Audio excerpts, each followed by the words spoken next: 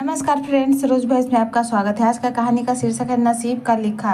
15वीं सदी की यह कहानी है। किसी एक गांव में बहुत बड़ा ज्ञानी पंडित रहता था। पंडित जी आज बाजू के सारे ही गांवों में बहुत प्रख्यात था और इसी वजह से धन्यवान भी। पंडित का परिवार ज़्यादा बड़ा नहीं था। पंडित अपनी पत्नी के साथ अपने बहुत बड़े घर में अकेला रहता था, क्योंकि पंडित को कोई बेटा नहीं था और एक बेटी थी जिसका विवाह पास के गांव वाले एक श्रीमंत लड़के से हो चुका था। पंडित ने शादी से पहले अपने होने वाले दामाद की अच्छे से जांच पड़ताल की थी और अपनी बेटी का भविष्य भी ठीक से पढ़ा था। तब जाकर उसने बेटी की शादी की थी, लेकिन चंद सालों में ही पंडित का दामाद बुरी आदतों के चुगुल में फंस गया। जुआ और शराब की बुरी लत ने उन्हें सड़क पर लाकर रख दिया था। अपने बेटी की ऐसी दुर्दशा देखकर पंडित की पत्नी काफ़ी दुखी होती थी और अक्सर पंडित को कहा करती थी, तुम जाकर उसकी मदद कर आओ। पंडित हमेशा अपनी बीवी को यह कहकर उनकी मदद करने के लिए मना कर देता था कि अभी कुछ समय तक उनका बुरा वक्त चलता है। हम चाहे कितनी ही कोशिश कर लें, जो उनके नसीब में नहीं है वह उन्हें नहीं मिल पाएगा।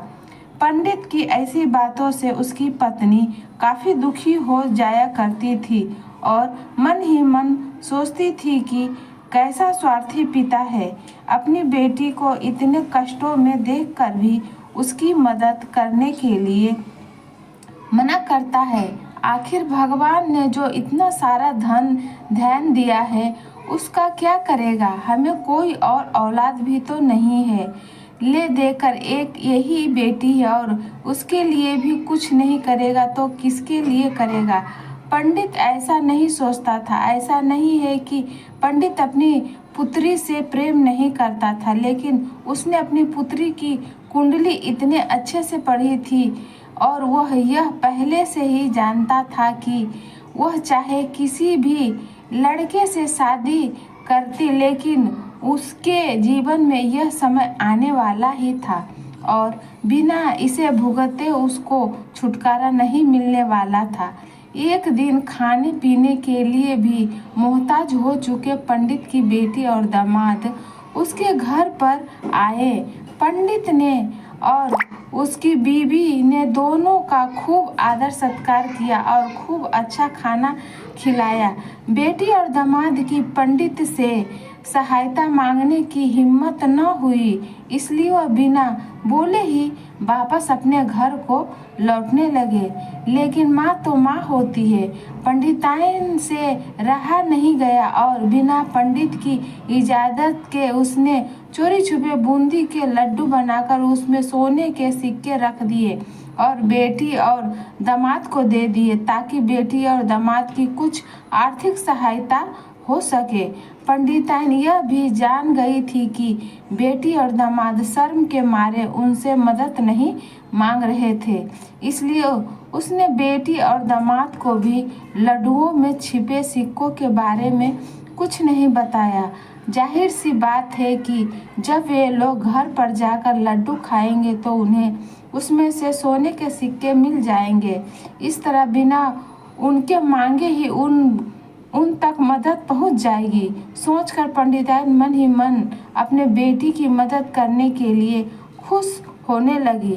पंडित के दामाद और बेटी उन दोनों का आशीर्वाद लेकर अपने घर के तरफ रवाना हो गए। उन दिनों गाड़ियाँ तो होती नहीं थी, घोड़ा गाड़ी या बैलगाड़ी चलती थी। पैसा न होते तो और चीज़ों की लेन देन से भी व्यवहार होता था। बेटी और दामाद का गांव पंडित के घर से कोसों दूर था, फिर भी पैसों की कमी से चलते वह चलकर अपने गांव की तरफ निकल पड़े। थोड़े दूर ही चले थे कि पंडित की बेटी के पैर में मोच आ गई और अब उसको चलना भी मुश्किल हो गया। पंडित के दामाद ने जब देखा कि उसकी बीवी अब बिल्कुल चलने में सक्षम नहीं है तो उसने एक टांगा अपने घर तक किराए पर ले लिया दोनों पति पत्नी टांगे में बैठकर घर तक पहुंच गए, लेकिन टांगे वाले को देने के लिए उनके पास पैसे नहीं थे। इसलिए पंडिताइन ने जो बूंदी के लड्डू उन्हें दिए थे वही किराए के तौर पर उस टांगे वाले को दे दिए। टांगे वाले बूंदी के लड्डू को लेकर वहां से चला गया। टांगे वाले अपने घर की तरफ जा रहा था, तब उसे एक हलवाई की दुकान दिखी। उसने सोचा कि थोड़े से बूंदी के लड्डुओं से मेरे घर के लोगों का पेट थोड़ी भरने वाला है। इससे अच्छा मैं इन बूंदी के लड्डुओं को बेचकर उनसे कुछ चावल खरीद लेता हूँ। टांगे वाले ने बूंदी के लड्डू हलवाई को बेच दिए।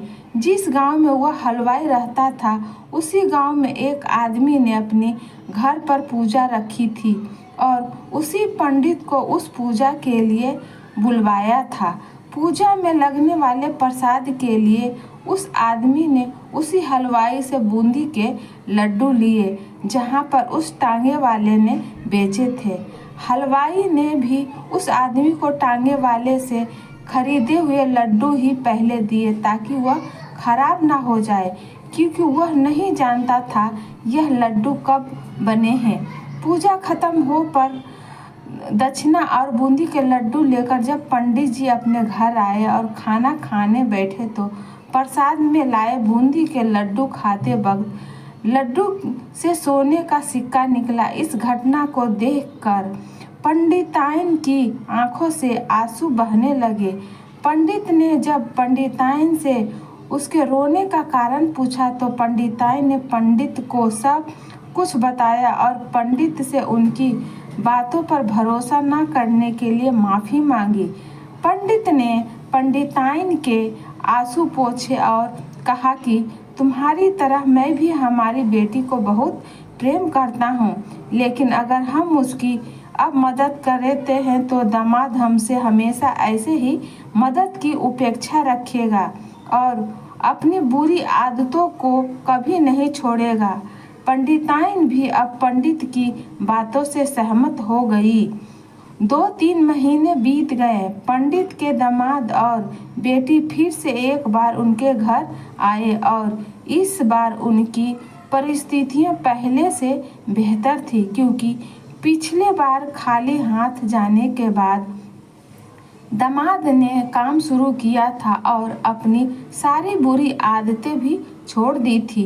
तो फ्रेंड्स, ऐसी कहानी सुनने के लिए इस चैनल से बने रहे। इस वीडियो को लाइक करें, शेयर करें। अगर आप इस चैनल पर नए हैं तो चैनल